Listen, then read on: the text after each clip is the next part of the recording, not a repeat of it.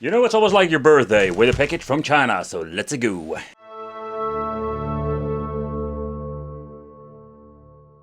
So here we go to get 4 different colors, and yeah, so we do have an option for TV out, as you can see over here.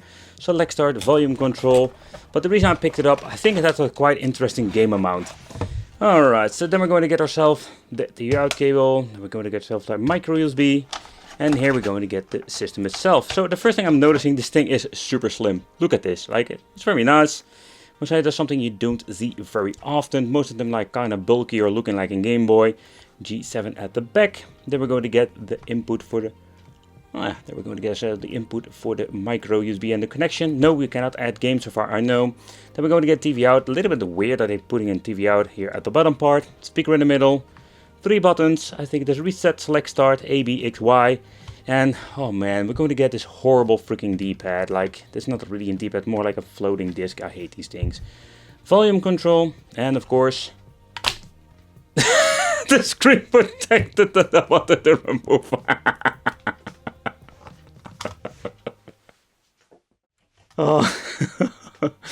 Alright, we're going to put this thing back. I think, oh yeah. Alright, let's put this bloody thing back in. One of the reasons why I leave the screen protector on. Alright. Alright, let's put this thing back in the box. We're going to get a toilet paper manual deluxe. And it comes in 2 languages and basic explanation how to basically navigate. Here says don't disassemble, yeah.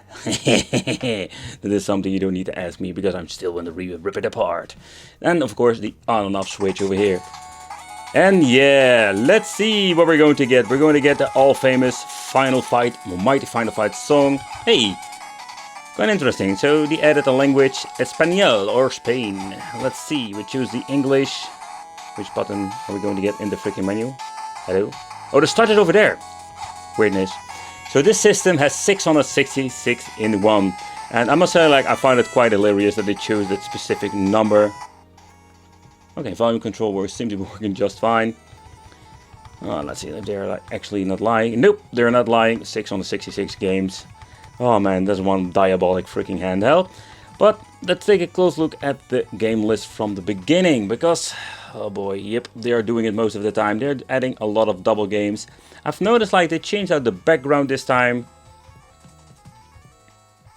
Oh, I can say like I already noticed a lot of double games, so this is not actually 6 on the 66 game.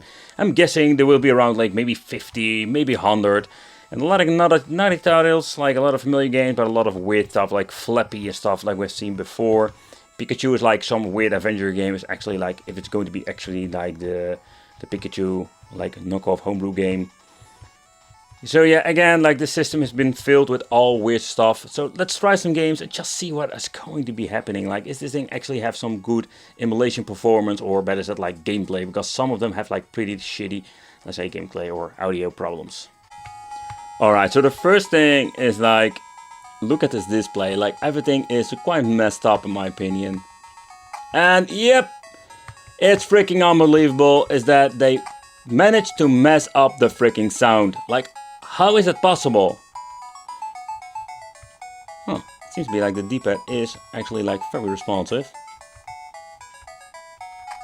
How do you mess this freaking shit up? I really hate that too. Punch him in the balls, punch him in the balls. Kung Fu style. But yeah, again, let's try a different game. Reset over here. Every time you need to choose a freaking language. Freaking annoying. They swapped out the select and start. Alright, so let's take a close look at this game. I must say the music is actually pretty damn good.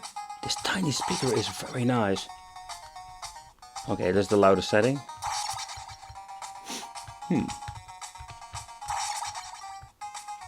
But here you can see like some sound effects are here with this game, so I don't know, is it going to be in particular like problem with a certain game or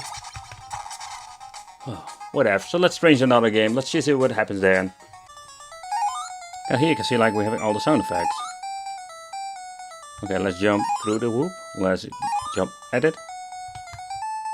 Wait, what? Oh, the sounds right here. Kinda weird, kinda weird. But of course we need to have the weird Mortal Kombat game. One of those weird homebrew games. They put them on every single freaking handheld. Do we going to get actually Sub-Zero or is it going to be Shao Kahn again? Let's see. I got Striker. What the hell? Like, this game is so freaking messed up.